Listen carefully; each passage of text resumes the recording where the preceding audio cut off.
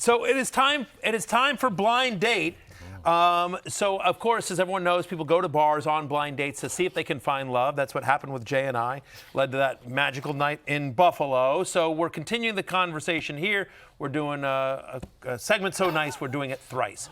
Let's throw up our first blind date here. Who is this running back? Right, who's third in the NFL in design rush attempt share?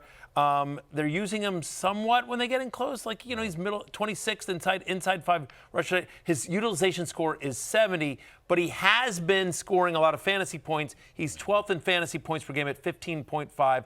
Any thoughts on this player who obviously is not involved in the passing game? He's just tied for 53rd in route participation. That's a tricky one. Yeah. I was going to say the Chuba Hubbard, but it seems like too many fantasy points per game. Yeah. But I'll go with the Chubbler because I can't think of anyone else. No, yeah, I don't have a good one for this. I'm really stuck. This is a really clever one by our producers because the answer is your boy, Quinshon Judkins. Actually, we are all pro Quinshon Judkins as a fantasy asset. He's a chubby leather daddy, but of course, he's a different sort of Chubbler. Yeah, Connor and I both talked about him a lot. What it is here is that they're not the underlying metrics are deceiving because they just don't use him in the passing game. Right. But the fantasy points are there because he is. So the utilization score is low just because they don't use him in the passing game, but it doesn't matter because it's a run-heavy offense, and they use him when they get in close. I think Quinshon Judkins is actually a hold or buy, not a sell, yes. Although the underlying metrics you could sort of design a sell conversation around him. That one was also really hard because he's been ramped up slowly. Yeah. So the numbers feel so much different than they ultimately will land at the end of the season. That was tricky. That was a good one. Really good one. I think you're encouraged by Dylan Gabriel looking competent against a really tough defense, Brian Flores' Vikings, that he seemed like it's not going to be amazing. Not overwhelmed. The Hail Mary was rough down the end. It's so funny. They call it Hail Mary, and then they next play after it gets called back, as KC calls the timeout. I was like, we're not doing that again. we'll just do something. We saw one. We were good. Yeah. Well, but the last thing also there is I think 2 weeks ago, Joe Flacco got 2 1-yard rush attempts. Yeah. And obviously Judkins missed early in the season. So the inside the 5-yard usage is skewed by that. But obviously we know they will use that more often as well. Let's go to blind date number 2. Here's a running back that isn't playing a ton of snaps. He's 29th in snap rate. But top 20 in terms of inside of the 5-yard rush attempts. Obviously not involved in the passing game again. He's tied for 40th in route participation. He's, a utilization score of 62, but his fantasy points per game much higher than his underlying numbers. He's averaging 14.5 fantasy points per game, which is 17th best in the NFL. Okay, so timeshare, gets the goal line carries, and must score a lot of touchdowns because that's what's boosting his fantasy points per game. David Montgomery. So committee back. I got 2 guesses for this. J.K. Dobbins or Jordan Mason?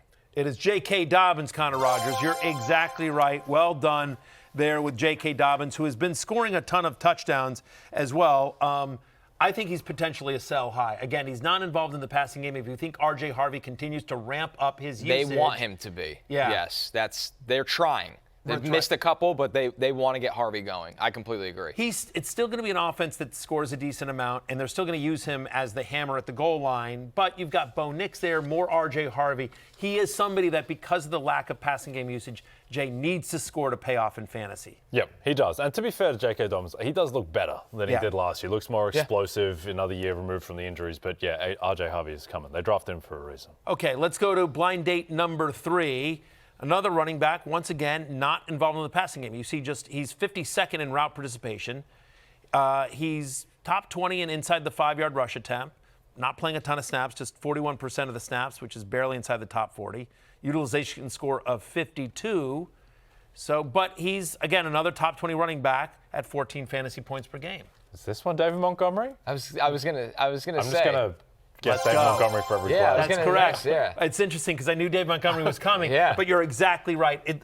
It's the same kind of thing where because Gibbs is so involved, because he's not involved in the passing game, Dave Montgomery is a little bit touchdown dependent, although I think he's more or less a hold because I think we think this offense is so good and they are going to score a lot of touchdowns and they do trust him around the goal line and just it's one of those things that I feel like Montgomery is exactly as advertised. He's a flex play with a chance to score a touchdown every single week. Yep. I think the sneaky thing too with the Lions is that they're in the same spot with their corners as they were last year. Like DJ Reed's down, Terry and Arnold's down. Like they got, I understand it was garbage time against Jake Browning and the Bengals. Like they were getting lit up. Like that was an insane second chase touchdown where Mick Robinson just falls over basically. Like I think they're going to be in a ton of shootouts and they're going to need to, keep the foot on the gas in these games. Right, and unlike Ramondre Stevenson and Zach Charbonnet, we've seen David Montgomery be viable by doing this, right? Yeah. 2 years ago, he ran for 13 touchdowns. Last year, he ran for 12. This year, he's on pace for somewhere between 12 to 14 touchdowns. Yeah, he's like rich man's Tyler Algier. So he is exactly as advertised. More of a floor than a ceiling player, but again, for the flex, you could do much worse. Let's move to the wide receiver position, guys. And here's somebody that is getting just a massive target share, right? He's top 10 in the NFL, but, barely top 30 in terms of air yard share. They're not looking for him on 3rd and 4th down. 75 utilization score, which is inside the top 20, but none of those numbers correspond with his fantasy points per game, 13.7, which is tied for 22nd. So it feels like, based on the underlying data, again, top 10 in target share, top 17 in utilization score. This is somebody who's getting a lot of targets. It hasn't translated in production just yet.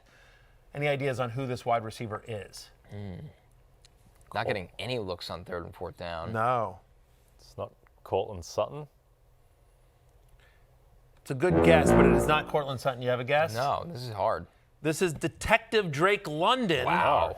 Right here. Forgotten man right now. Yeah, well, look, Penix has not been consistent this year, and he's had a couple of quiet games. He had the big one in week 4 before the bye, but he's been fairly quiet to start out the season, as the entire Falcons passing offense has been.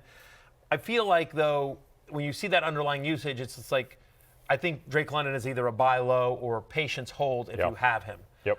Michael Penix coming off his best performance of the season as well, trending up, hopefully. Yeah, there's upside there. Not a crazy schedule. Off the bye. Yes. Hopefully they fix some stuff in the offense as well. So last one here is another wide receiver that has, a huge target share in terms of air yard share. He's tied for 6th. 3rd and 4th down target share, tied for 4th. He's got a 75 utilization score, so it's very similar to Drake London. So somebody's out there quite a bit. He's not earning targets at a high rate in terms of his targets per route run. It's outside the top 30, but, and it hasn't translated in production. So somebody whose production has not nearly matched his underlying numbers. Is this Keon Coleman?